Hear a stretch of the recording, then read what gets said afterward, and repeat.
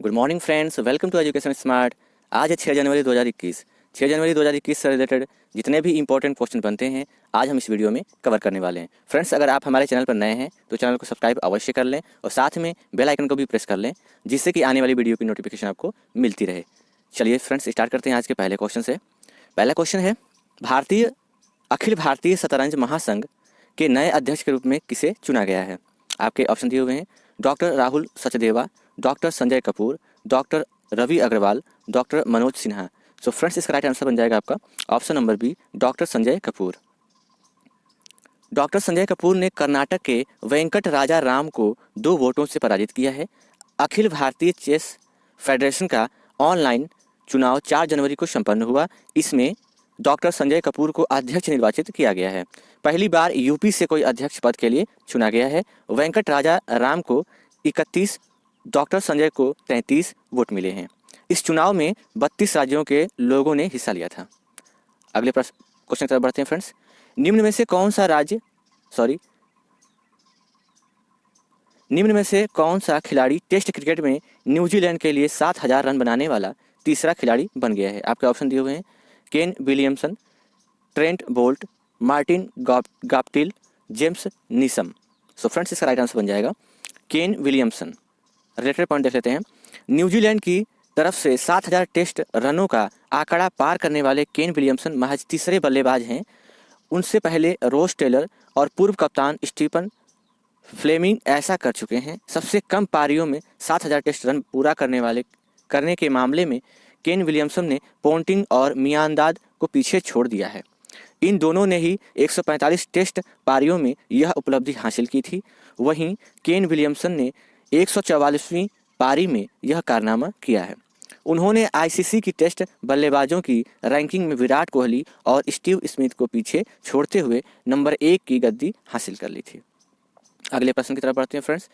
Corona के नए virus के खतरे को देखते हुए किस देश में लगभग 1.5 महीने के सख्त लॉकडाउन का ऐलान किया है? आपके ऑप्शन दिए हुए हैं, बांग्लादेश, भारत, ब्रिटेन, पाकिस्तान। सो फ्रेंड्स, इसका राइट आंसर बन जाएगा ब्रिटेन। रिलेटेड पॉइंट देख लेते हैं। ब्रिटेन के प्रधानमंत्री बोरिस जॉनसन ने कोरोना वायरस के नए स्ट्रेन लगातार बढ़ते संकट के बीच फिर से देश में लॉकडाउन का घोषणा किया है। कोरोना के नए वायरस के खतरे को देखते हुए ब्रिटेन में लगभग 1.5 महीने के सख्त लॉकडाउन का ऐलान किया गया है।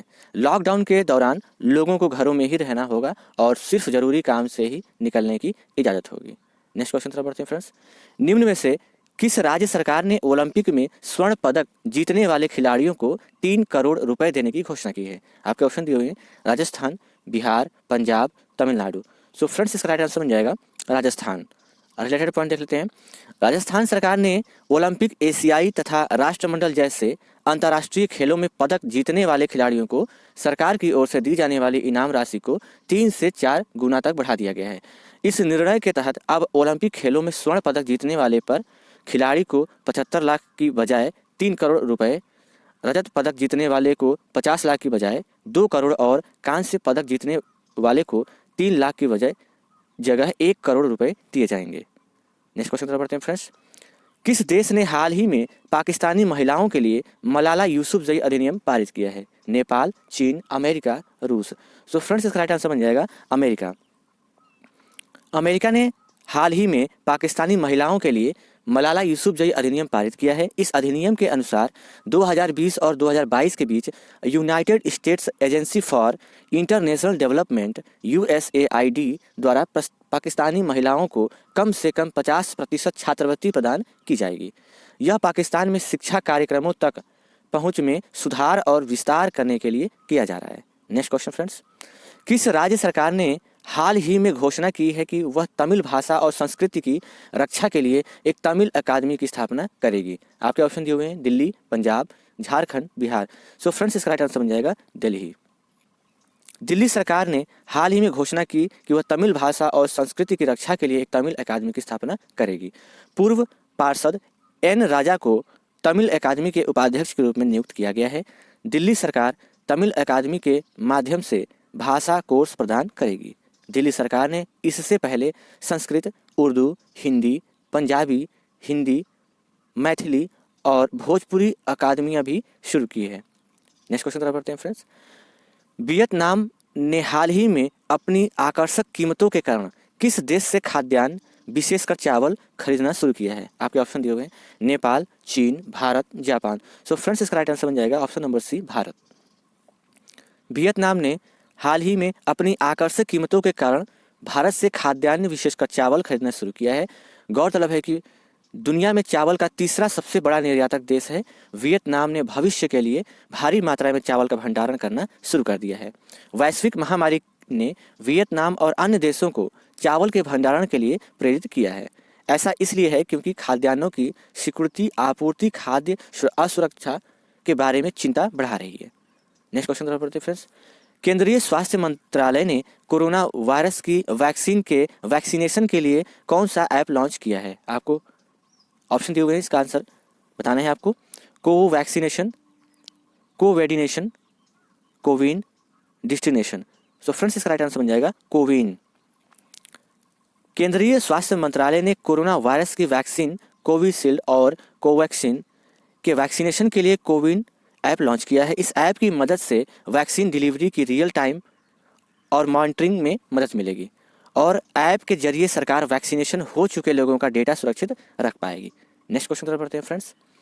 भारत ने चक्रवात प्रभावित किस देश को हाल ही में राहत सामग्री भेजी है? आपके ऑप्शन दिए हुए हैं इंडोनेशिया, अफ्रीका, फिजी, श्रीलंका। सो फ्रेंड्स इसका राइट आंसर बन जाएगा फिजी। रिलेटेड पॉइंट देख लेते हैं। भारत ने चक्रवात प्रभावित फिजी को हाल ही में राहत सामग्री भेजी है। फिजी, जो कि आधिकारिक रूप से फिजी द्वीप समूह गणराज्य के नाम से जाना जाता है, यह देश श्रेणी 5 उष्णकटिबंधीय चक्रवात यासा से प्रभावित हुआ था। नेक्स्ट क्वेश्चन तरफ बढ़ते हैं फ्रेंड्स। 5 जनवरी को संयुक्त राज्य अमेरिका में कौन सा राष्ट्रीय दिवस मनाया जाता है? आपके ऑप्शन दिए हुए हैं राष्ट्रीय पशु दिवस, राष्ट्रीय पक्षी दिवस, राष्ट्रीय विज्ञान दिवस, राष्ट्रीय महिला सम्मान दिवस। सो फ्रेंड्स इसका राइट आंसर बन जाएगा राष्ट्रीय पक्षी दिवस। रिलेटेड पॉइंट देख लेते हैं। 5 जनवरी को संयुक्त राज्य अमेरिका में राष्ट्रीय पक्षी दिवस मनाया जाता है। अमेरिका का राष्ट्रीय पक्षी बाल्ड ईगल है। बाल्ड ईगल को सन 1782 में अमेरिका का राष्ट्रीय पक्षी घोषित किया गया था। ईगल बाज की एक प्रजाति होती है जिसके सर पर बहुत कम पंख होते हैं, इसलिए इसे ईगल कहा जाता है। नेक्स्ट क्वेश्चन तरफ बढ़ते हैं फ्रेंड्स। हाल ही में किस देश ने SARS-CoV-2 के UK वेरिएंट को सफलतापूर्वक आइसोलेट और कल्चर किया गया है? आपके ऑप्शन दिए हुए हैं Japan, Bharat, Pakistan, Bhutan. So friends इसका राइट आंसर बन जाएगा option number B, Bharat. Indian council of medical research ICMR ने घोषणा की कि भारत ने SARS-CoV-2 के UK वेरिएंट को सफलतापूर्वक आइसोलेट और कल्चर किया गया है। ICMR के मुताबिक वैरो सेल लाइनों का इस्तेमाल ICMR NIV के वैज्ञानिकों द्वारा SARS-CoV-2 के UK वेरिएंट के कल्चर के लिए किया गया था। सो फ्रेंड्स आज के लिए बस इतना ही। Thanks for watching friends. अगर आपको वीडियो पसंद आई हो, वीडियो को शेयर करें, वीडियो को लाइक करें, साथ ही चैनल को सब्सक्राइब अवश्य करें। सो फ्रेंड्स फिर मिलते हैं अगले वीडियो में, तब तक के लिए जय हिंद, वंदे मातरम।